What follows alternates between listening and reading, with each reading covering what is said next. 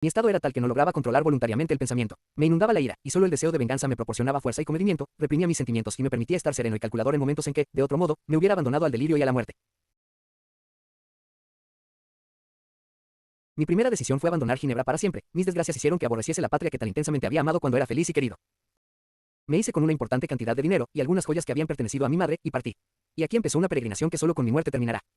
He recorrido una inmensa parte del mundo, y he sufrido todas las penurias que suelen tener que afrontar los viajeros en los desiertos y en las tierras salvajes.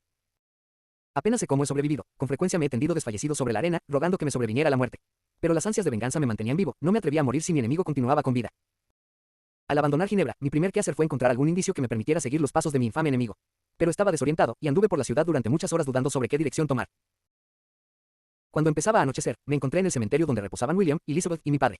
Entré, y me acerqué a sus tumbas. Reinaba el silencio, turbado tan solo por el murmullo de las hojas que el viento agitaba suavemente. Era ya casi de noche, y la escena hubiera resultado solemne y conmovedora incluso para un observador ajeno a ella. Los espíritus de mis difuntos parecían rodearme, proyectando una sombra invisible pero palpable en torno a mi cabeza. La honda tristeza que en un principio esta escena me había provocado pronto dio paso a la ira y a la desesperación.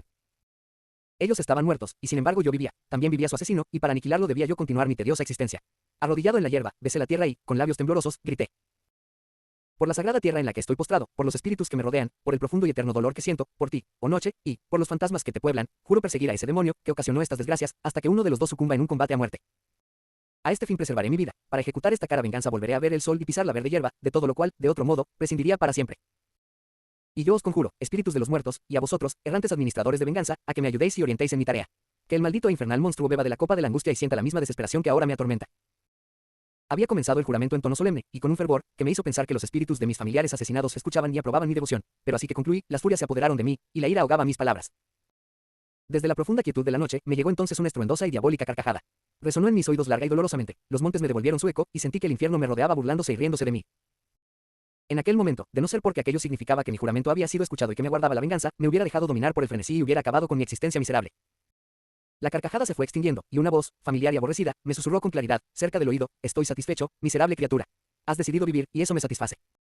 Corrí hacia el lugar de donde procedía el sonido, pero aquel demonio me eludió. De pronto salió la luna, iluminando su horrenda y deforme silueta, que se alejaba con velocidad sobrenatural. Lo perseguí, y desde hace varios meses ese es mi objetivo. Siguiendo una vaga pista, recorrí el curso del Ródano, pero en vano, hasta llegar a las azules aguas del Mediterráneo. Casualmente, una noche vi cómo el infame ser abordaba y se escondía en un bajel con destino al Mar Negro. Zarpé en el mismo barco, pero escapó, ignoro cómo. Aunque continuaba esquivándome, seguí sus pasos por las estepas de Tartaria y de Rusia. A veces, campesinos, atemorizados por su horrenda aparición, me informaban de la dirección que había tomado. Otras, él mismo, temeroso de que si perdía toda esperanza me desesperara y muriera, dejaba tras de sí algún indicio para que me guiara. Cuando cayeron las nieves, hallé en la llanura la huella de su gigantesco pie. Para usted, que se encuentra comenzando la vida, que desconoce el sufrimiento y el dolor, es imposible saber lo que he padecido y aún padezco. El frío, el hambre y la fatiga eran los males menores que hube de aguantar. Me maldijo un demonio, y llevo un infierno dentro de mí. Sin embargo, algún espíritu bueno siguió y dirigió mis pasos, y me libraba de pronto de dificultades aparentemente insalvables. A veces, cuando vencido por el hambre me encontraba ya exhausto, encontraba en el desierto una comida reparadora que me devolvía las energías y me prestaba de nuevo aliento. Eran alimentos toscos, del tipo que tomaban los campesinos de la región, pero no dudo de que los había depositado allí el espíritu que había invocado en mi ayuda. Muchas veces, cuando todo estaba seco, el cielo despejado y yo me encontraba sediento, aparecía una pequeña nube en el firmamento que, tras dejar caer algunas gotas para reavivarme, desaparecía. Cuando podía, seguía el curso de los ríos, pero el infame engendro solía evitarlos por ser los lugares más poblados por los habitantes del país. En los lugares donde encontraba pocos seres humanos me alimentaba de los animales salvajes que se cruzaban en mi camino.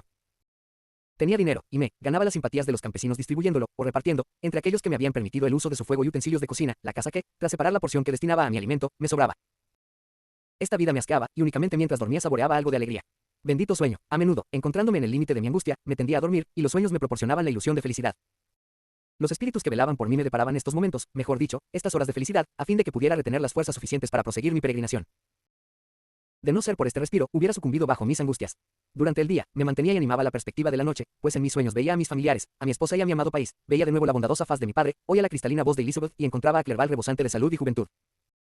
Muchas veces, extenuado por una caminata agotadora, intentaba convencerme mientras andaba de que estaba soñando y que cuando llegara la noche despertaría la realidad en brazos de los míos.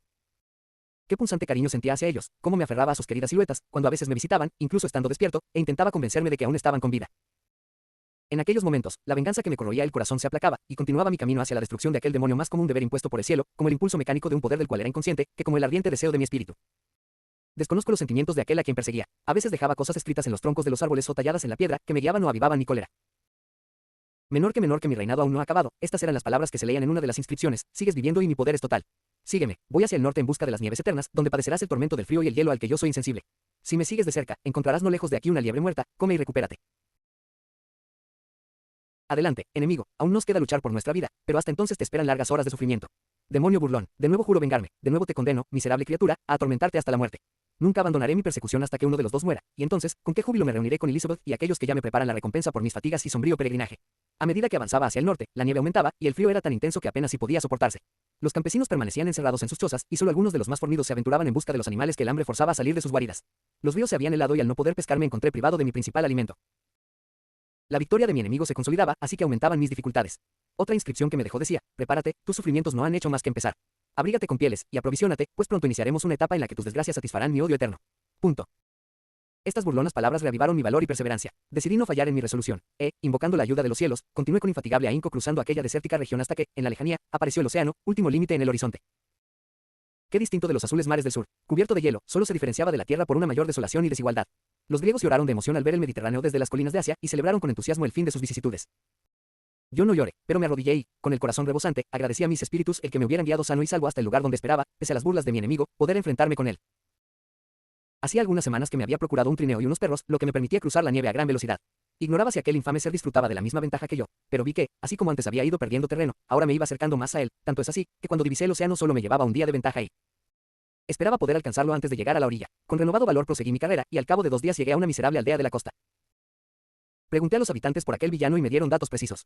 Un gigantesco monstruo, dijeron, había llegado la noche anterior, armado con una escopeta y varias pistolas, haciendo huir, atemorizados ante su espantoso aspecto, a los habitantes de una solitaria cabaña. Les había robado sus provisiones para el invierno, y las había puesto en un trineo, al cual ató varios perros amaestrados que asimismo robó. Esa misma noche, y ante el alivio de aquellas asustadas personas, había reanudado su viaje sobre el helado océano en dirección a un punto donde no había tierra alguna. Suponían que pronto sería destruido por alguna de las grietas que con frecuencia se abrían en el hielo, o que moriría de frío. Al oír esto, sufrí un ataque momentáneo de desesperación. Había conseguido escapar de mí, y yo debía ahora emprender un viaje peligroso e interminable a través de las montañas de hielo del océano, bajo los rigores de un frío que pocos indígenas podían soportar, y que yo, nativo de una tierra cálida y soleada, no resistiría. Pero, ante la idea de que aquel engendro viviera y venciera, se me avivó de nuevo la ira y el ansia de venganza y, cual poderoso alud, barrieron mis otros sentimientos. Tras un breve descanso, durante el cual me visitaron los espíritus de mis difuntos y me animaron a la venganza, me preparé para el viaje. Cambié el trineo de tierra por uno adecuado a las irregularidades del océano helado, y, después de comprar una buena cantidad de provisiones, abandoné tierra firme tras de mí. No puedo calcular los días que han pasado desde entonces, pero he padecido torturas que, de no ser por el eterno sentimiento de una justa retribución que me inflama el corazón, nada hubiera podido hacerme padecer. Con frecuencia inmensas y escarpadas montañas de hielo me cerraban el camino, y muchas veces oía rugir, amenazante, una mar gruesa. Pero las constantes heladas garantizaban la solidez de las sendas del mar. A juzgar por la cantidad de provisiones consumidas, debían haber transcurrido 3 semanas. Más de una vez, la continua demora en alcanzar lo que tanto deseo, esperanza que me acompaña siempre, me arrancaba lágrimas de dolor. En una ocasión la desesperación casi se adueñó de mí, y estuve a punto de sucumbir. Los pobres animales que me arrastraban habían alcanzado con esfuerzo increíble la cima de una montaña, muriendo uno de ellos de fatiga, y yo contemplaba con angustia la inmensidad del hielo ante mí, cuando de pronto divisé un minúsculo punto oscuro en la distancia. Agudicé la vista para adivinar lo que era, y prorrumpí en una jubilosa exclamación al distinguir un trineo y las deformes proporciones de Ake, ya figura tan conocida. Con qué ardor volvió la esperanza a mi corazón. Cálidas lágrimas brotaron de mis ojos, aunque las enjuagué con rapidez para que no me hicieran perder de vista aquella infame criatura, pero las ardientes gotas seguían nublándome la visión y, finalmente, bajo la emoción que me embargaba, prorrumpí en llanto. No era este momento para entretenerme. Desaté los arneses del perro muerto, di de comer a los restantes en abundancia y, tras descansar una hora, lo cual era imprescindible, aunque estaba inquieto por continuar, proseguí mi camino. Aún veía el trineo en la lejanía, no volví a perderlo de vista, excepto cuando algún saliente de las rocas de hielo lo ocultaba. Iba ganándole terreno, y cuando, al cabo de 2 días, me encontré a menos de una milla de mi enemigo, temí que el corazón me estallara de alegría. Pero, justo entonces, cuando estaba a punto de darle alcance, mis esperanzas se vieron de pronto truncadas, y perdí todo rastro de él. Empecé a oír el bramido del mar, las olas se abatían furiosamente bajo la capa de hielo, y notaba cómo se henchían y se hacían más amenazadoras y terribles. En vano intenté proseguir, el viento se levantó, el mar rugía, y, como con la tremenda sacudida de un terremoto, se abrió el hielo con un ruido atronador.